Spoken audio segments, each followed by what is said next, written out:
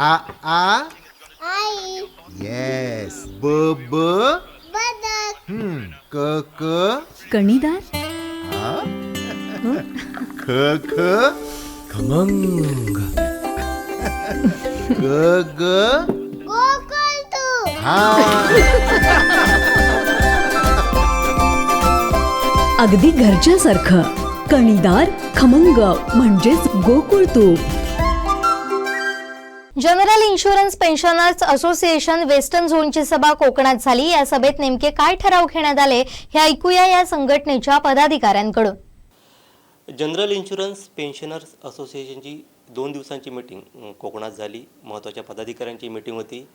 त्यांचे या संघटनेचे पदाधिकारी आता माझ्यासोबत आहेत. मी सुरुवातीला जातो काका सामान यांच्याकडे. सर, काय सांगायला तुमच्या संघटनेबद्दल थोडीशी माहिती आम्हाला द्या. आमची संघटना ही general insurance pensioners association western zone म्हणून ओळखली जाते. ही 1995मध्ये पेन्शन आल्याबरोबर आम्ही आमची निवृत्ती वेतनधारकांची संघटना स्थापन केली. या संघटनेमध्ये महाराष्ट्र, गुजरात, मध्य प्रदेश, छत्तीसगड आणि गोवा या सगळ्या राज्यातले निवृत्त कर्मचारी आमचे मेंबर आहेत. 1995पासून आम्ही ही काम चालू केलेलं आहे. पेन्शनर्सचं वेलबिंग, पेन्शन त्यांचं सिक्युरिटी कशी होईल, हेल्थ इन्शुरन्स त्यांना कसं मिळेल, बाकीचे प्रॉब्लेम त्यांचे कसे सुटतील, ह्या मुद्द्यावरती आम्ही ही ऑर्गनायझेशन चालवली गेली आहे. त्याची 2009 साली ऑल इंडिया ऑर्गनायझेशनचं आम्ही ॲफिलिएट केलं आणि तेव्हापासून आमची ही ऑर्गनायझेशन जोरात चाललेली आहे. पेन्शनर्स बरेचसे आमचे मेंबर झालेले आहेत. 12,000 मेंबर अजूनपर्यंत झालेले आहेत ऑनलाईन. आणि त्याची मीटिंग आम्ही इथे घेतली आहे. कोकणामध्ये रिप्रेझेंटेशन पाहिजे, अवेअरनेस पाहिजे इन्शुरन्सचा. ह्याच्यासाठी मुद्दाम आम्ही कोकण एरियामध्ये येऊन ह्या ठिकाणी आम्ही मीटिंग घेतलेली आहे. आमचे काही पेन्शनर्स इथे काम करणारे आहेत, ते सुद्धा इकडे आले होते. त्या मीटिंगला हजर झाले, त्यांनी मीटिंगमध्ये भाग घेतला. आणि आमची इच्छा आहे की हा इन्शुरन्सचा जो नॉन लाईफ आहे तो हा इन्शुरन्स सगळीकडे पसरावा, कारण ह्याच्याशिवाय दुसऱ्याला मार्ग नाही. आता हेल्थ इन्शुरन्सशिवाय आपल्याला मार्ग नाही. हेल्थ इन्शुरन्स हा घेतलाच पाहिजे. आणि म्हणून आम्ही ह्या ऑर्गनायझेशनचा मुद्दाम अवेअरनेस आणण्यासाठी ह्या ठिकाणी येऊन मीटिंग घेतलेली आहे. आपल्यासोबत दुसरे सर आहे. सर, ते म्हणाले तशी मुद्दाम कोकणात ही तुम्ही सभा घेतली. कसा होता सभेला प्रतिसाद आणि उद्देश नेमका काय होता कोकणात सभा घेण्यामागे आणि एकंदरीत काय ठरलं? मी general insurance pensioners association western झोनचा सेक्रेटरी विलास सावंत बोलतो आहे. या मुख्य उद्देश होता जो आमचा की ही जी मीटिंग होती ती प्रामुख्याने GC मेंबर्सची मीटिंग होती. गव्हर्निंग काउन्सिल मेंबर जे होते त्यांची मीटिंग होती. आणि ती मीटिंग ठेवण्याचा एक मुख्य उद्देश होता की आमचे जे हे कार्यकर्ते आहेत, आमच्या मीटिंग्स वेगवेगळ्या ठिकाणी होत होताच. कारण डिसेंबरमध्ये 8 तारखेला मुंबईत देखील झाली होती, त्याच्या अगोदर पुण्याला ओपन झाली होती. त्याचा मुख्य उद्देश इथे होता की या कोकणासारख्या निसर्गरम्य ठिकाणावर लोकांमध्ये अवेअरनेस आणण्यासाठी ही मीटिंग आम्ही घडवून आणली. त्याच्यासाठी 2 महिन्यापासून आम्ही प्रयत्न करत होतो. उद्देश मुख्य एकच आहे की आमचे जे कार्यकर्ते आहेत त्यांना ह्या आपल्या प्रश्नांविषयी, मुख्य जसं काका सामंतजींनी सांगितलं की जे आमचे विविध प्रश्न आहेत, फॅमिली पेन्शन असो, मेडिक्लेम असो, त्याच्याबद्दल जागृत करण्यासाठी आणि ॲक्टिव्ह भविष्यातल्या ज्या आमच्या एजिटेशन्स आणि लढ्यासाठी तयार राहण्यासाठी आम्ही जागृत करतो. आणि त्यांना एक प्लॅटफॉर्म तयार करून दिला आहे की तिथे चर्चा घडवून आणावी. अशा उद्देशाने मी हा वेळोवेळी प्रयत्न करत असतो.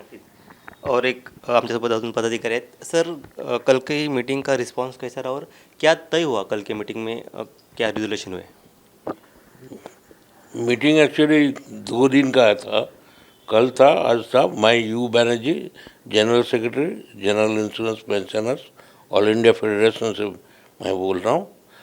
तो हमारा कल का मीटिंग जो था उसमें हम लोग ज़्यादा से ज़्यादा चर्चा किया था. हमारा ही जो काउंसिल मेंबर है गवर्निंग काउंसिल का, उनको कुछ बेसिक इन्फॉर्मेशन पहले शेयरिंग करने के लिए हम लोग कल का एजेंडा हमारा था वो किया था. आज बहुत कुछ रेजोल्यूशन, कम से कम 18-20 रेजोल्यूशन हम लोग आज हाउस पास किया है, अप्रूवल किया है। उसमें पहले मुद्दा है वो हमारा फैमिली पेंशन का इशू है।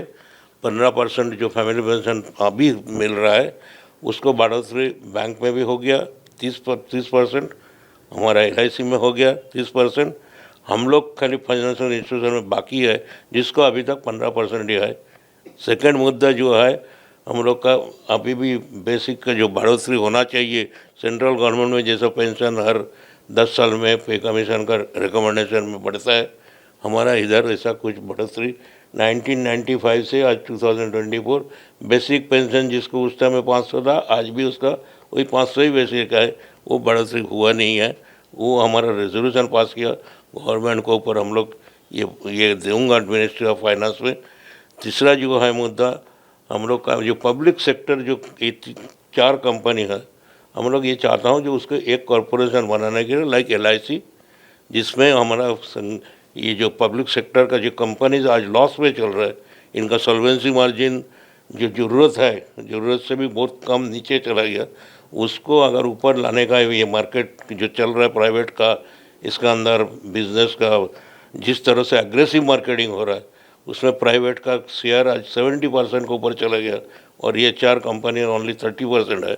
उसको पब्लिक सेक्टर में अगर एक कंपनी रहेगा तो शायद हम लोग ये 30% का जगह में हम अगले 2-3 साल में 50% भी कर सकता है, आगे बढ़ सकता है। आपस में हमारा जो प्रीमियम का कंपटीशन होता है, हम लोग आपस में 3 कंपनी रेट देता है, उसमें एक दूसरे का नुकसान करा रहा है, ये बंद हो जाएगा। चौथे हम लोग का जो और भी इम्पोर्टेंट मुद्दा जो सब था, एक तो हमारा सीनियर सिटीजन का भी हम लोग का कुछ राइट्स है। इसको हम इसमें देखेगा we are all senior citizen, हमारा भी कुछ राइट है। जैसा नेशनल पॉलिसी जो है सीनियर सिटीजन का 1994 का, हम लोग डिमांड करता है सेंट्रल गवर्नमेंट ने जो स्कीम जो बनाया है सीनियर सिटीजन का, उसको इम्प्लीमेंट होना चाहिए, उसका बेनिफिट सबको मिलना चाहिए। सीनियर सिटीजन का जो रेलवे का कंसर्न GST जो हमारा इंश्योरेंस में प्रीमियम में 18% हेल्थ इंश्योरेंस में प्रीमियम के ऊपर 18% लागू होता है।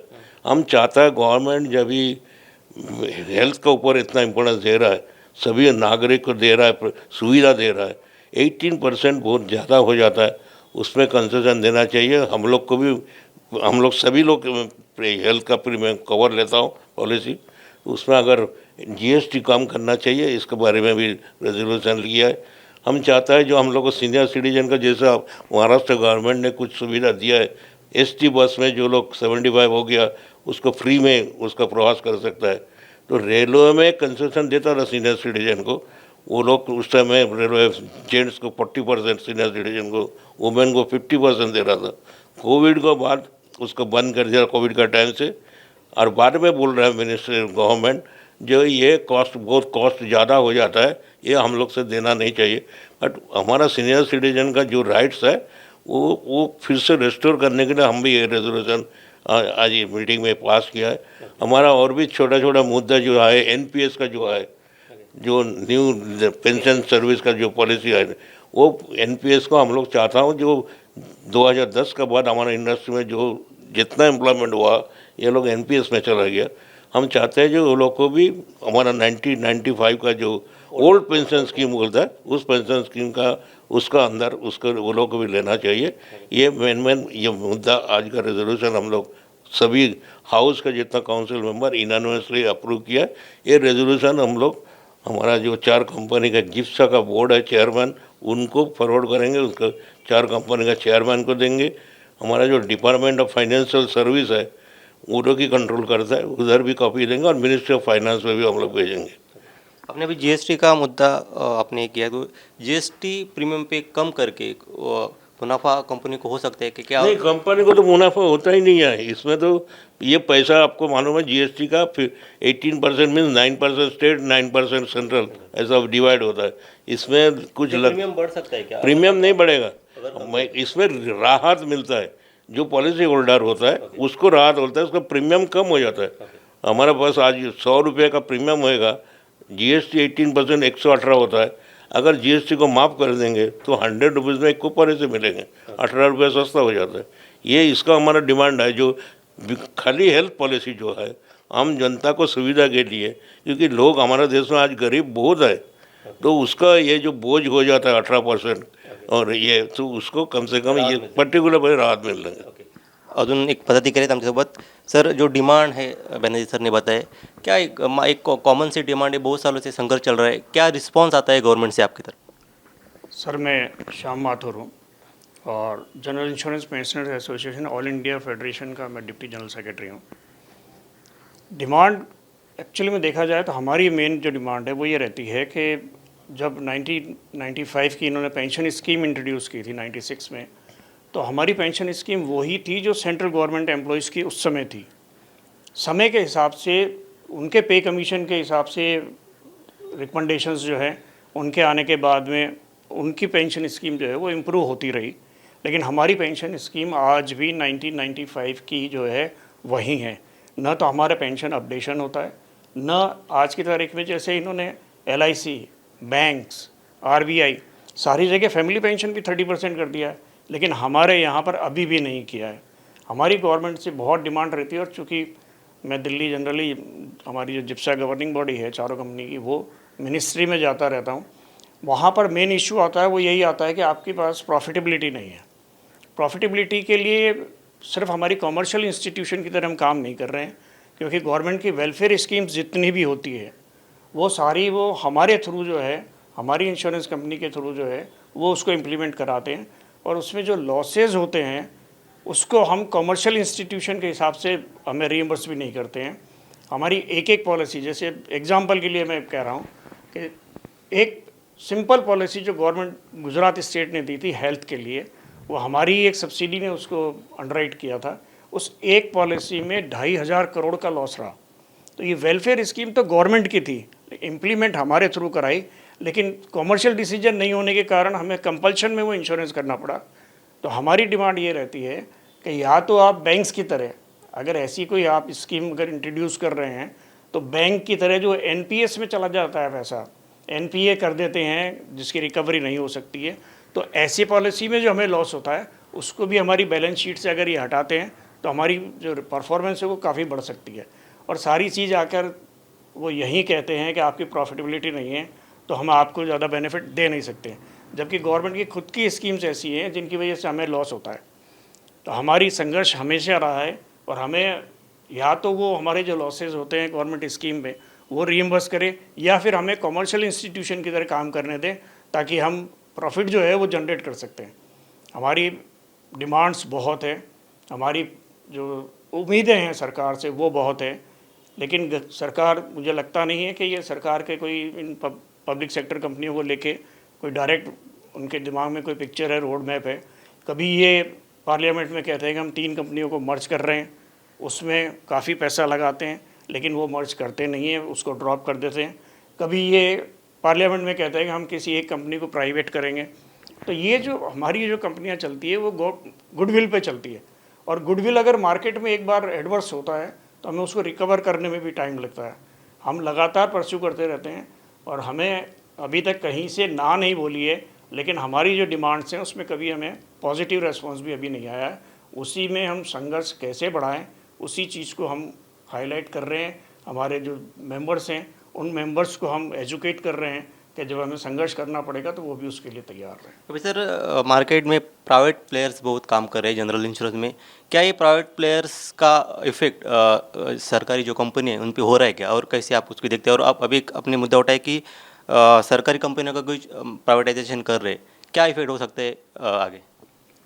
प्राइवेट कंपनियों के आने के बाद में अगर हम जो IRDA है, गवर्निंग बॉडी है, उसके अगर वर्किंग को हम एनालाइज करें तो आप ये देखेंगे कि बहुत सारे डिसीजन उनके ऐसे हैं जो प्राइवेट प्लेयर को फेवर करते हैं, गवर्नमेंट सेटअप को नहीं करते हैं फेवर.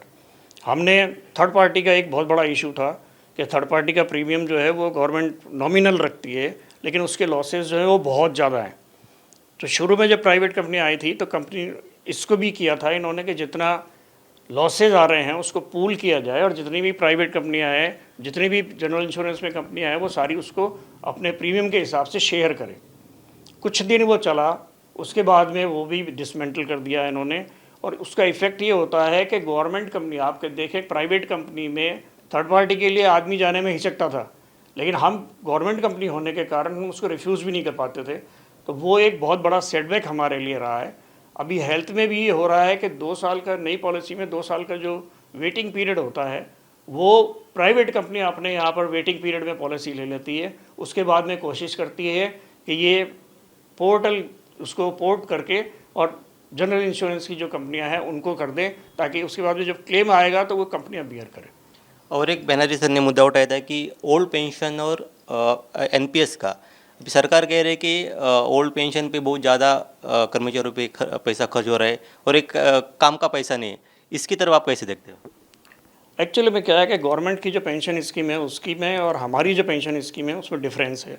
हमारी पेंशन स्कीम जो है वो फंडेड पेंशन स्कीम है, यानी कि एम्प्लॉयज़ का जो पीएफ का पैसा कटता है उसको फंड में क्रिएट करके उसके थ्रू ये पेंशन देते हैं। गवर्नमेंट का ऐसा कोई नहीं है कि उसके लिए ऐसी कोई फंड बना रखा हो, उनके अपने रेवेन्यू अकाउंट में से ये पेंशन देते हैं। जैसे जैसे रिक्रूटमेंट कम होता गया, जैसे जैसे नए लोग आने कम हो गए, 2010 के बाद में लोग जो हैं उनको ये पेंशन का ऑप्शन नहीं दे रहे हैं, तो हमारा पेंशन फंड जो है वो डेफिनेटली कम होता जाएगा, क्योंकि 2010 के बाद में जो लोग रिक्रूट हुए हैं उनका तो पेंशन फंड में कोई पैसा आ नहीं रहा है। और एनपीएस आने के बाद में उन नए रिक्रूटीज़ को जो है वो काफ़ी दिक्कत है, क्योंकि मार्केट में उनको पैसा लगाना पड़ेगा, मार्केट की स्थिति क्या रहेगी, उनका पेंशन जो हमें मिल रही है वो इस तरीके से गारंटीड पेंशन उनकी भी नहीं रहेगी।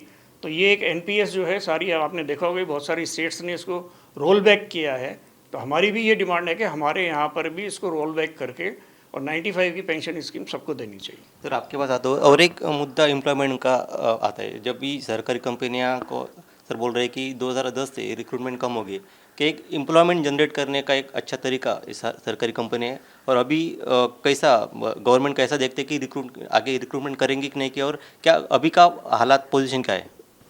अभी आपको मालूम है जब गवर्नमेंट सरकार खर्चा बचाने के लिए मैनेजमेंट एक्सपेंसेस काफ़ी, हमारा जो रूल्स एंड रेगुलेशंस में बैठता नहीं था उससे आगे चला गया था।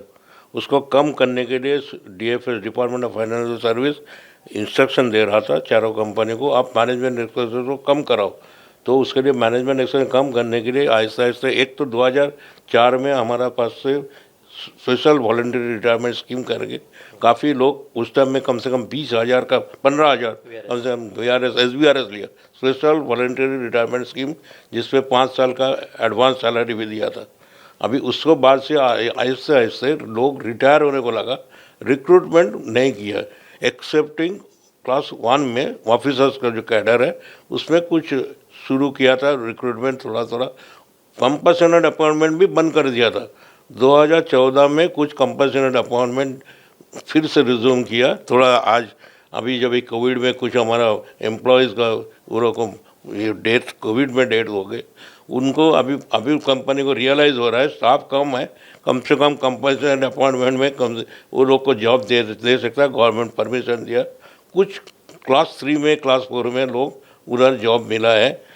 अभी फ़िलहाल लेटेस्ट जो इन्फॉर्मेशन हम लोग देख रहा हूँ, चारों कंपनी को परमिशन दिया, स्पेशलाइज्ड ऑफिसर्स जैसा अकाउंटेंट, जैसा कुछ एक्चुअरीज, जैसा टेक्निकल पर्सन, डॉक्टर, ये लोग को रिक्रूटमेंट कर रहा है। कुछ न्यू इंडिया कुछ कर रहा है 400, कुछ यूनाइटेड इंडिया कर रहा है कुछ 300, नेशनल करता है 100, ओरिएंटल इंश्योरेंस भी 100 का दी। तो थोड़ा सा अभी रियलाइज़ हो रहा है जो कंपनी को अगर बचाने का है तो कुछ ना कुछ उसको इंडक्शन का ज़रूरत है, स्पेशलाइज पर्सन का ज़रूरत है। तो वो हिसाब से गवर्नमेंट परमिशन दिया है। रिक्रूटमेंट कुछ हार्डली में भी 5% ये रिक्रूटमेंट शुरू किया है, आगे शायद कुछ इम्प्रूवमेंट होएगा। ऑल द 4 चेयरमैन एक्सपेक्ट करता है परफॉर्मेंस 2023-24 का बेटर होएगा। 4 company will be definitely showing some improvement in their financial position. तो वो हिसाब से शायद in future recruitment even in the cadre of class 3, 4 तो नहीं किया एवरेज, क्लास 3 में एटलीस्ट जो असिस्टेंट, सीनियर असिस्टेंट में ही उसका शायद भर्ती करेंगे इन फ्यूचर, इतना उम्मीद करता हूँ, subject to improvement in the performance financial. आमचे दिवसभरातले सर्व अपडेट्स, ताज्या घडामोडी आणि थेट लाईव्ह पाहण्यासाठी सबस्क्राइब करा, लाईक करा कोकणचं नंबर 1 महा चॅनल कोकण 7 लाईव्हचं YouTube चॅनल।